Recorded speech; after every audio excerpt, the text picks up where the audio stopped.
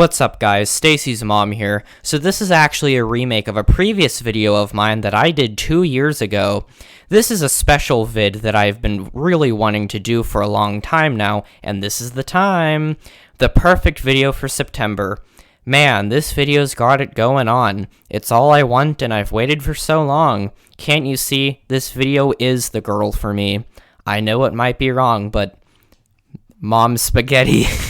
I really don't know what I'm doing anymore, squad fam. Like, I'm genuinely not doing well up there in the old noodle. So I've been watching a lot of international news recently, like with Ukraine and North Korea, you know, with King Bong Poon. I noticed an ant crawling on my ceiling at the same time, you know, and I was all like, what is going on? Screwing with my vibe, that's what it's doing. I rescued it, be assured, and released it outside, probably back into its little cave home. So yeah.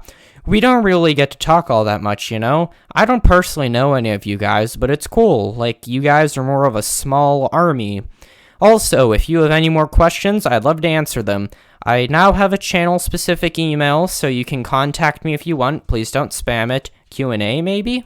This video is a remake of one that I did back on June 1st of 2020, and I was informed by several funny fellas that the name of this place is pronounced St Helena, not St Helena.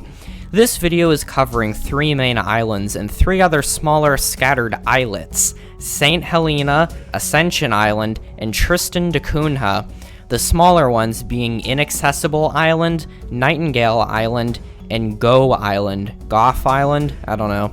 I mean, they're all small, but you get what I mean. So St Helena is located in the middle of the South Atlantic Ocean, really not belonging to any one continent. It's sandwiched smack dab in the middle of the sea between South America, specifically Brazil to its west, and Africa, specifically Angola to its east. When it has to be classified, it's usually lumped into Africa, but surprisingly, all of the islands I'm mentioning in this video are controlled by Great Britain as part of the UK's remaining mini-empire. All these islands are incredibly remote and small, being thousands of miles away from any mainland. Geographically, it's strictly closer to the southern African country of Angola, but don't associate it with them at all. They're absolutely in no way connected or similar. St Helena is small. It's only a little more than 47 square miles in area, or about 123 square kilometers. All of the islands in this video, St Helena included, are hella rugged and mountainous. Not terrifyingly mountainous like Everest, but like craggy and beachside cliff surfer dude rugged. This is because these islands used to be volcanic a tremendously long time ago, but have since cooled down and settled, still retaining a volcanic and mountain-like peaked geography. The coasts of the island are warmer and have more vegetation and greenery, whereas the further you go in, the warmer and more dry it gets. The climate of the island is considered tropically mild and marine, which, given its position, yeah, I'd friggin' hope. The temperature lingers around 60 to 80 degrees Fahrenheit on the island, or if you're European, 15 to 27 Celsius, and if you're a poopin', better get out of the bathroom. Got 'em! Basically, I'd compare the weather to like San Diego or the French Riviera, just with the occasional cool wind and light rain once a year. Let's talk flora. So a great deal of the island is covered in New Zealand flax, a species of large grass-like fluffy plant also called linseed. However, this kind is much more distinct than the flowery kind most people see. New Zealand flax spread there after it was brought over to farm en masse during the colonial era. St Helena is also home to all sorts of trees like dwarf ebonies, gumwoods, and cabbage trees. The island used to be much more densely forested and green in the past, but due to its extremely delicate ecosystem and overlogging, the island's environment took a decapitation by the arrival of humans, but in recent years has definitely improved a lot with efforts. The island used to have more hardy plants and shrubbery that grew deep in its wilds like the St Helena olive, but those are extinct now. St Helena also has a distinct plant known as a tree fern, which exist everywhere but still look sweet. They literally are large, woody, tree-like ferns that grow along the rugged passes of the island. Animal-wise, St Helena is home to a barnyard menagerie of critters like dogs, cats, cows that graze in the hills, goats, sheep, rabbits, the whole crew. The island never really had land animals for most of its history. It was mostly a hotspot for tinier animals, non-mammals, marine creatures, and especially birds. However, when Europeans arrived and introduced mammals to make settled life easier, the introduction of these animals utterly overturned the island's environment and caused a great degreening and extinction event of the island's plants. Again, they're doing better now, but still. The island is also famous for its vast array of birds, such as the plover, which appears on the island's coat of arms, the petrel, hoopoe, and waxbill, and many more. The island is really popular with migrating birds and other seabirds who fly over from the continents, using the island as a rest stop. Its population is also small, sitting at around 4,439 people in 2021. The island's de facto capital is the town of Jamestown, but it's not the most populous area. That award goes to the settlement of Half Tree Hollow. History time. Humans had never lived on the island ever, or even heard of it until 1502 during the Great Age of European exploration. The Portuguese were the first to scope it out, finding the island to have a lot of resources and fresh water to slurp on. Soon after, they imported livestock, European crops and fruits, and constructed a small village just to temporarily house sailing European passerby. This is how the island remained for over a century until the mid-1600s when the English assumed control over the island. Their new revolutionary leader, Oliver Cromwell, decided to fling a bunch of permanent settlers at the island. In 1659, these colonists had settled down there, beginning their new lives as farmers under a governor. They built a small fort in modern-day Jamestown and a series of small houses, kick-starting the existence of that little town. Even in the modern day, Jamestown has grown within the bottom trough of one of the island's many valleys which subduct around the center. This is also the type of stuff you see in like Japan and those mountain villages. They aren't built diagonally on the sides of hills, they're down in a physical valley because the land is low. To help, they brought over slaves from China to tend the fields, many of whom integrated with local society after the island's abolition of slavery in 1792 and lived where they worked. In 1815, St Helena became a lot more popular when Super Frenchy Napoleon was exiled there after he escaped once in Europe, but they weren't putting up with round two, so they sent him to the most remote, isolated, ridiculous place possible, St Helena. He was sent to live with some random British family on the island in the Longwood House for 6 years until his death, and it's still legally French property. Imagine just casually living with the most powerful general to ever live. The island's population began to relatively expand, as did the spread of its houses and its capital, Jamestown. As a result, New Zealand flax was brought over during the mid-1800s from, well, New Zealand and Australia. This cash crop became one of the island's main selling points for nearly 100 years until the industry began to decline with the rise of chemical and synthetic material. In 2000, as part of an effort to reforest the island after a tremendous deal of its tree cover had been cut down, the project known as the Millennium Forest began, partly funded by the British government. This project has actually been a great success, and since its inception to this day, has shown a huge amount of forest rebirth and a return of many animal and insect species. Moving on to island number 2, we have Ascension Island. They're also a part of the United Kingdom, again, just like everything else on this list. Again spotted by the Portuguese, it was a year before St Helena in 1501. Very little happened with the island for centuries, as it was mostly left alone until 1815 when Napoleon got sent down to their southern neighbors. The British sent soldiers to occupy Ascension Island for a bit so that they could keep an eye on any tomfoolery involving Napoleon escaping again. They were like, alright guys, keep your eyeballs peeled, he might be peeping and creeping. In 1836, another cute English boy, Charles Darwin, paid the island a visit aboard the Beagle. He was a little mean towards the island, calling it arid and treeless. This inspired more scientific voyages to the so-called Refreshment Islands, with many British gentlemen noting how the island could easily be turned into a haven for trees. So they did. In the mid-1800s, the British government sent out fleets to plant trees around the island, replete with a menagerie of trees from South America, Europe, and Southern Africa. See, like a triangle? Quick thinking, those Brits. By the turn of the century, Ascension Island had really shaped up and transformed. Pines, or if you're pretentious, conifers, banana trees, eucalyptus, and bamboo had been imported and growing on the island. Yes, I had to look that part up. You know how hard it is to find info on when certain plants were introduced to Ascension Island? Well, it's probably pretty difficult. Farther inland was shorter shrubage and flora, which supported the grazing of livestock like sheep, cows, birds, crabs, etc. This all helped Ascension Island get the title of a cloud forest, which is any warm semi-tropic rainforest at a high elevation such that clouds form and can be found all over the world. Because of all this, Ascension Island is both more humid and warmer than St Helena down south. Since then, their history has basically stayed put. They have electricity and stuff, you know? They're now a military island with only 5 settlements, their de facto capital, Georgetown, with around 450 people, 2 boats with around 120 people, and Cat Hill with around unknown people. There's also 2 air bases, since again, this is a military island under the joint control of the American and British military. Statistics.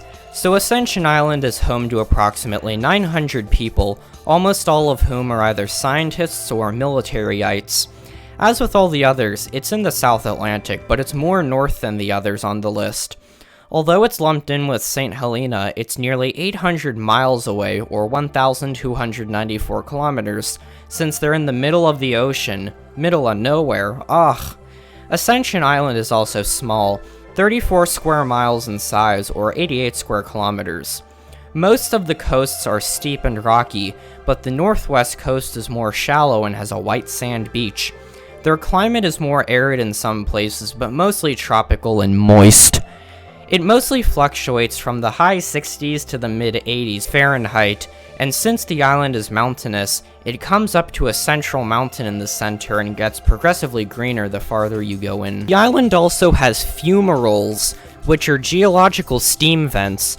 Because Ascension Island is a dormant volcano, it's got some wonky stuff going on. Plant-wise, Ascension has a lot of shrubs and ferns and grassland, with few tall trees, and many of its original species have been killed off because of invasive species.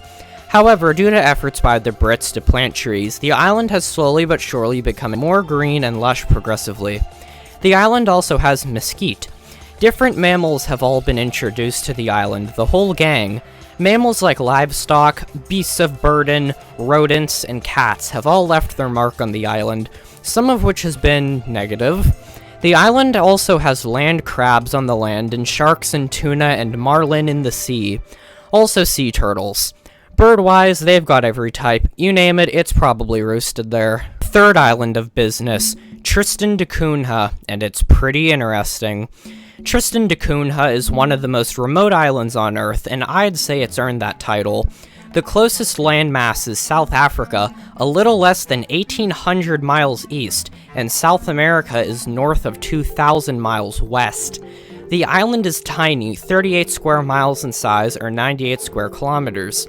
The island has nearly 250-ish people, all of which are located in the one and only settlement on the island, Edinburgh of the Seven Seas, the most remote permanent settlement on Earth. The island was first spotted in 1506 by Portugal, specifically the conquistador Tristan da Cunha, for whom the island's named. Basically nothing happened for over 300 years due to its isolation until 1810. That was when an American man named Jonathan Lambert sailed to the island, made a house, propped up a flag, and called it the Islands of Refreshment and claimed it as his own. Then he died in 1812 and that whole thing was over, letting the British snag it and ruling it as part of the Cape Colony in South Africa. The principal town on the island, Edinburgh of the Seven Seas, began to slowly grow as the 1800s chugged on. Not much happened until 1961, when the island's huge peak, Queen Mary's Peak, erupted. This caused everyone on the island to be forcefully evacuated to England, but returned 2 years later. Nobody lived there in 1962. How bizarre. Geography. So the whole island is really just one big mountain, Queen Mary's Peak, which rises out of the sea.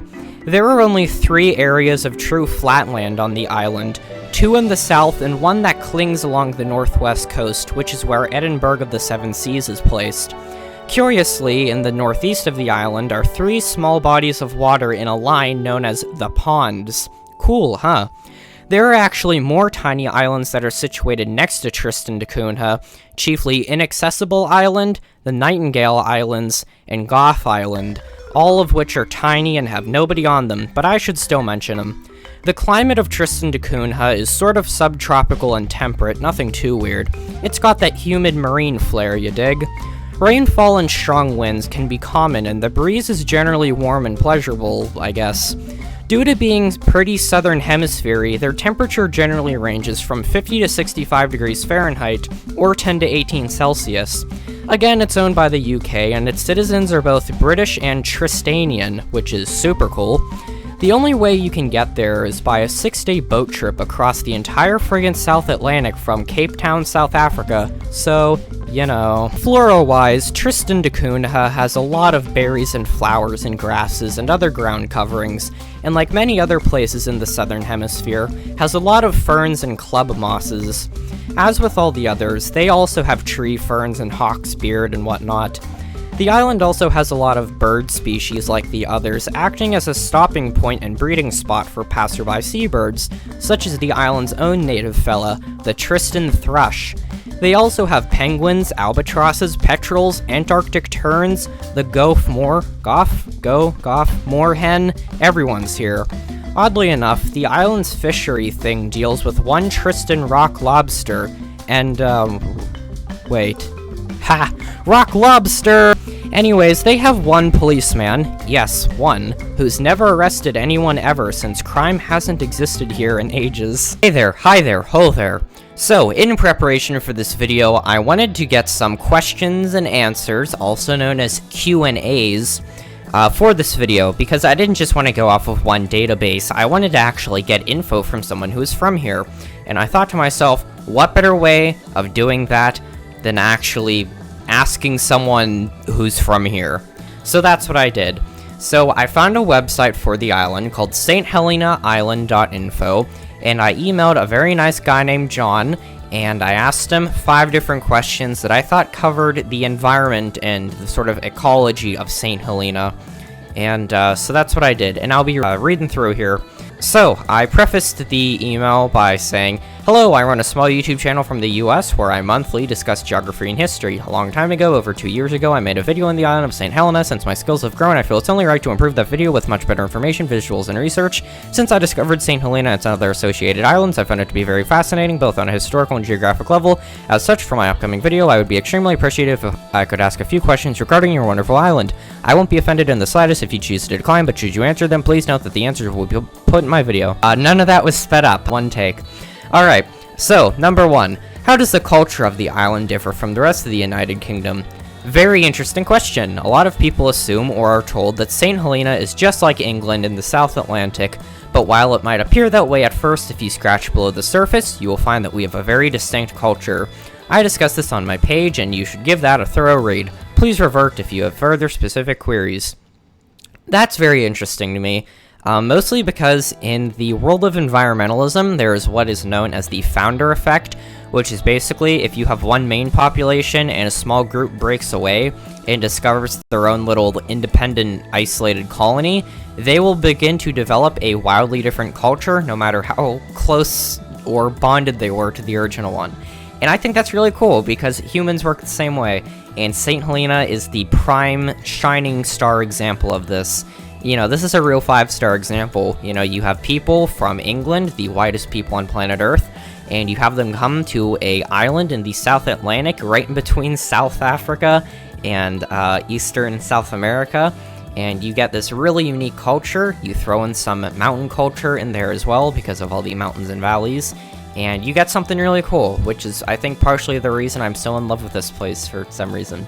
Number 2. How are the other islands, such as Ascension Island and Tristan da Cunha, viewed by the citizens of St. Helena, if at all? Many saints, which, by the way, saints refer to anyone from St. Helena. Pretty cool. That's a very sweet fact.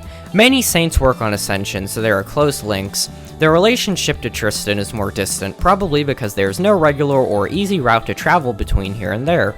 Which I wasn't expecting that answer. I would have thought that the islands were all very autonomous from one another, but apparently they are much closer linked than I imagined.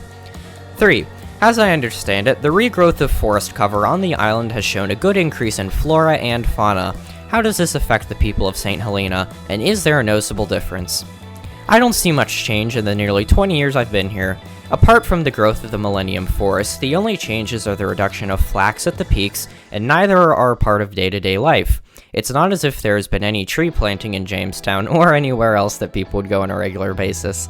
So I figured that last part I sort of figured. I wasn't, suggesting that the whole island was united in some sort of plant ceremony.